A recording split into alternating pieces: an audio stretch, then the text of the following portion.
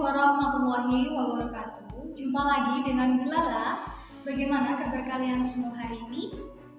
Semoga tetap dalam lindungan Tuhan Yang Maha Esa dan kalian tetap diberi raga dan jiwa yang bugar. Oh iya, kali ini kita tetap membahas materi mengenai teks iklan, slogan, dan poster. Namun pembahasannya yang berbeda. Langsung saja kita ke materinya yuk. Nah, hari ini kita akan mempelajari lagi teks iklan, slogan, dan poster namun dengan materi pembahasan yang berbeda. Hari ini materi pembelajarannya ada ciri-ciri, perbedaan iklan, slogan, dan poster, lalu ada klasifikasi iklan, lalu ada struktur, ada kaidah kebahasaan, dan ada langkah-langkah penulisannya. Langsung saja, yang pertama mengenai ciri-ciri. Ciri-ciri apa saja? Yaitu ada ciri-ciri iklan, ciri-ciri slogan, dan ciri-ciri poster. Ciri-ciri iklan, informatif, bahasanya mudah dimengerti, mudah diingat masyarakat, dan menarik perhatian untuk dimiliki atau digunakan. Informatif, artinya dia mampu memberi informasi kepada khalayak umum atau masyarakat mengenai produk atau barang yang dimilikinya. Bahasanya harus mudah dimengerti, karena apa? Kalau bahasanya berbelit-belit, masyarakat akan cenderung untuk tidak menghiraukan atau tidak menganggap iklan itu ada. Mudah diingat masyarakat dan menarik perhatian untuk dimiliki. Lalu ciri-ciri slogan. Ciri-ciri slogan yaitu informatif, berupa kata, frasa, atau kalimat. Lalu yang ketiga sebuah ide atau gagasan tertentu. Ciri-ciri berikutnya mudah diingat. Yang kelima, gambar hanya sebagai penjelas. Ingat, dalam slogan gambar hanya sebagai penjelas informasi. Lalu ada ciri-ciri poster. Ciri-ciri poster yaitu informatif, berupa kata, frasa, atau kalimat. Yang ketiga, sebuah ide atau gagasan dengan tujuan tertentu. Keempat, ciri-cirinya menarik. Kelima, sajian gambar dan kalimat saling mendukung.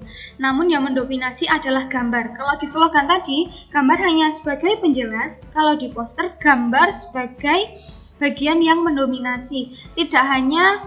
Poster tidak hanya menyajikan gambar dan kalimat, bisa saja gambar dan angka atau huruf dan angka, seperti itu.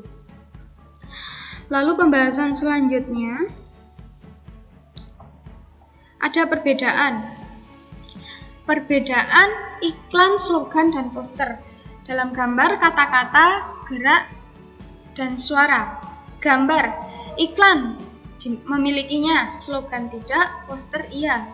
Ingat lagi bahwa di dalam slogan tadi gambar merupakan penjelas, bukan unsur yang mendominasi. Lalu perbedaan yang kedua ada di kata-katanya, semua ada kata-katanya. Yang keempat, dalam unsur gerak, hanya iklan yang mampu memiliki unsur gerak. Karena apa? Iklan bisa diwujudkan dalam berbagai hal, seperti itu. Yang keempat ada suara, hanya iklan dan slogan yang mampu memiliki unsur ini, seperti itu. Lalu klasifikasi iklan. Klasifikasi iklan dibagi menjadi 3 lagi, berdasarkan klasifikasi umum, berdasarkan karakteristiknya, dan berdasarkan isinya. Berdasarkan klasifikasi umum, yaitu iklan strategis dan iklan taktis. Dalam iklan strategis digunakan untuk membangun merek atau citra positif perusahaan, sedangkan dalam iklan taktis dirancang untuk mendorong atau mempengaruhi konsumen agar segera melakukan respon atau tindakan kepada merek tertentu.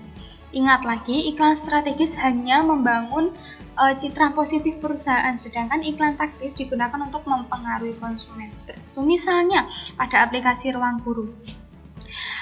Di iklan strategis, untuk menciptakan kesan atau citra positif, maka pihak Ruang Guru memberikan strategi atau cara strategisnya dengan potongan harga. Bahkan yang ditawarkan harganya itu jauh lebih murah daripada harga di lembaga bimbel lainnya.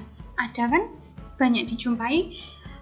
Ada salah satu bimbingan belajar yang mengklaim bahwa lembaganya akan memberikan potongan 50% apabila kamu anak guru dan masuk dalam lembaga bimbingan tersebut. Tapi dibandingkan dengan ruang guru, harganya itu masih jauh lebih murah ruang guru. Otomatis orang-orang akan berpihak meskipun aku anak guru ataupun tidak, kalau aku belajar di ruang guru, aku pasti akan mendapatkan harga yang lebih murah. Seperti itu.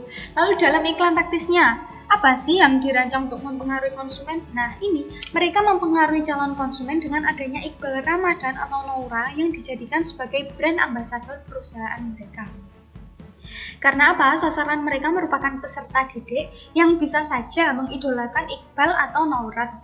Secara tidak langsung mereka akan berpengaruh untuk mengikuti kegiatan idolanya yang bergabung di ruang guru.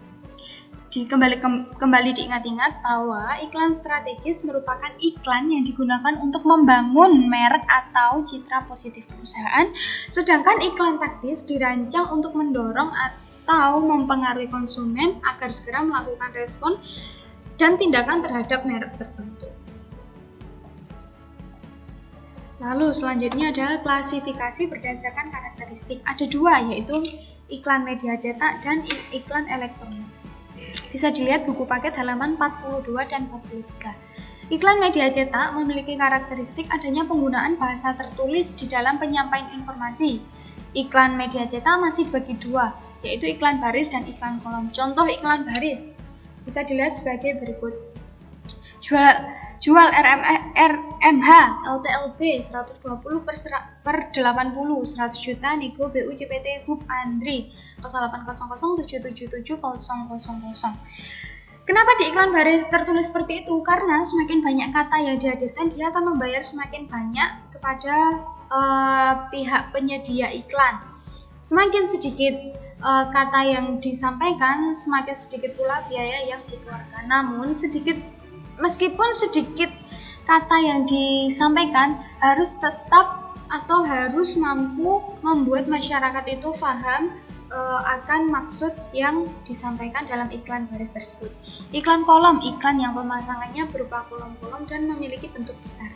Biasanya iklan ini sering menyertakan gambar atau ilustrasi. Kenapa harus kolom ini? Kolom kan? Yang saya pernah rasa dahsyat itu kolom, 100% cabai asli itu kolom.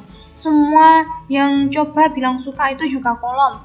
Terus 100% garansi itu juga kolom. Sangat mantap untuk ini juga kolom. Seperti beda kan sama iklan baris tuh hanya lurus gitu aja. Kalau iklan kolom itu ada banyak bagian yang digunakan. Lalu ada iklan elektronik, yaitu merupakan iklan yang berbasis elektronik. Macam-macam iklan elektronik meliputi iklan radio, iklan televisi, dan iklan film. Namun di iklan radio hanya mengandalkan efek suara, baik itu berupa tuturan, musik, ataupun bunyi-bunyi yang lainnya. Kalau iklan televisi, dia ini mengandung unsur suara, gambar, dan gerak. Karena kita bisa melihat dan kita bisa mendengar apa yang dibicarakan dalam iklan tersebut. Lalu ada iklan film. Iklan film ini seperti iklan televisi, dia ini memiliki unsur suara, gambar, dan gerak. Atau bisa dilihat dalam iklan YouTube. Iklan YouTube itu termasuk iklan dalam film, seperti itu. Lalu ada lagi klasifikasi iklan menurut isinya. Ada 3, yaitu iklan pemberitahuan, iklan penawaran, dan iklan layanan masyarakat. Apa sih itu iklan pemberitahuan? Yaitu iklan lebih fokus pada kepentingan untuk memberitahu khalayak mengenai suatu hal. Misal suatu peristiwa atau keadaan seseorang atau hal lainnya. Contohnya iklan orang hilang. Berarti maksud iklan ini adalah memberitahukan kepada khalayak umum bahwa ada anggota keluarganya yang hilang. Lalu yang kedua ada iklan penawaran. Apa sih ini? Iklan ini bertujuan untuk menawarkan produk atau jasa yang dimiliki. Contoh iklan lowongan pekerjaan. Ini termasuk iklan jasa ya, karena apa? Dia ini menawarkan adanya jasa atau bagian pekerjaan yang kosong. Sebuah perusahaan besar dan bersertifikat ISO 9001 tahun 2015 yang bergerak di bidang private building system dari bahan baja ringan membutuhkan segera juru masak dengan persyaratan sebagai berikut. Lamaran bisa dikirim ke PT Cendo Metal Industries, Jalan Soekarno-Hatta, nomor 227 Bandung, dengan nomor telepon 40223. Paling lambat 10 hari kerja setelah iklan dimulai. Seperti itu. Itu merupakan iklan penawaran. Lalu ada iklan layanan masyarakat. Iklan ini bertujuan memberikan penerangan atau penjelasan kepada masyarakat, dan penerangan yang dimaksud bisa berupa himbauan kepada masyarakat, misal membayar pajak atau iklan keluarga berencana. Maksudnya apa? Dia ini memberi penerangan atau penjelasan kepada masyarakat bahwa dua anak itu lebih baik. Ingat, keluarga sejahtera ikut KB solusinya. Seperti itu. Lalu ada struktur teks iklan, yaitu ada judul, nama produk atau jasa, dan ada deskripsi produk. Umumnya diletakkan di bagian atas. Beberapa iklan mencantumkan judul bersifat mana suka. Itu yang struktur judul. Bersifat mana suka itu seperti apa sih? Boleh ada, boleh tidak. Ingat ya, bersifat mana suka itu artinya boleh ada, boleh tidak. Jadi kehadirannya itu tidak wajib. Kehadirannya itu sunnah. Lalu ada nama produk atau jasa. Berisi tentang nama produk atau jasa yang ditawarkan. Lalu yang ketiga ada deskripsi produk, yaitu bagian yang menjelaskan tentang produk atau jasa yang ditawarkan.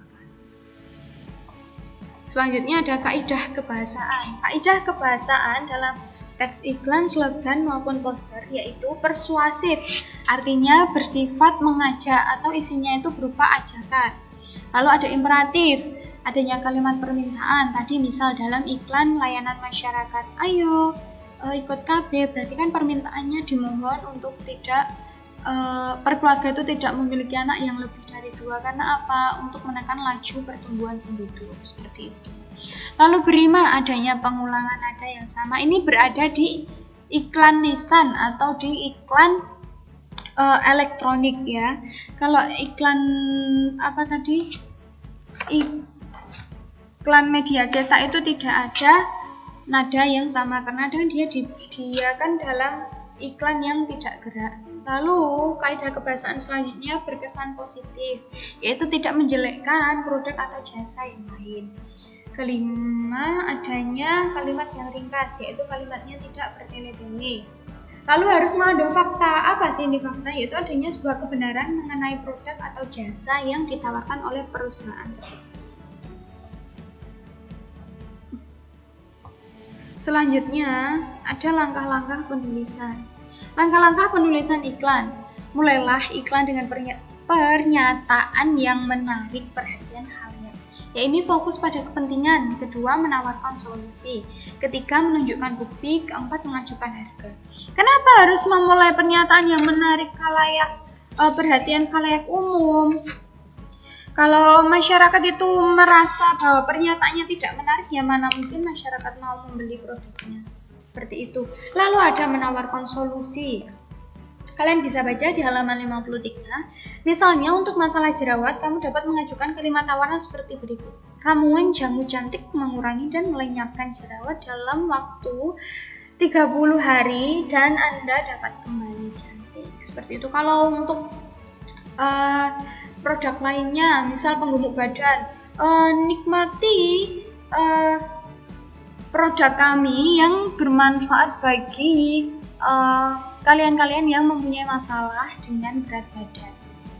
Biasanya dia itu solusinya dalam waktu berapa hari atau dalam jangka berapa bulan kalian menggunakan ini akan terasa hasilnya. Bahkan ada yang beberapa hari saja sudah ada hasilnya. Seperti itu. Lalu ada menunjukkan bukti.